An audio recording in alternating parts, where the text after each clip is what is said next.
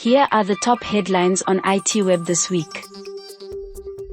We spoke to MTN Group President and CEO Ralph Mupita in a video interview, where he discusses the low Earth orbit satellite race, as well as the mobile operators' plans and strategy in key African markets. Also making the headlines, Cell C confirmed that notorious hacking group Ransom House disclosed private data it obtained after it compromised the mobile operator earlier this year.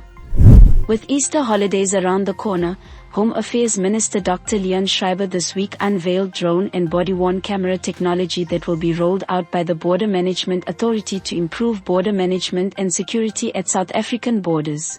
Communications Minister Solly Malotsi says a claim he is trying to circumvent transformation laws through the equity equivalent investment programs are baseless and false.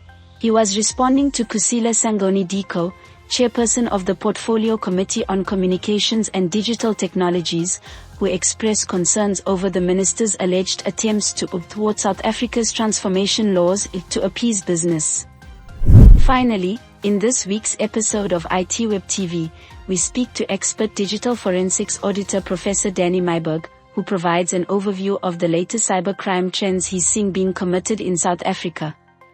For these and more news, visit itweb.co.za, itweb.co.za.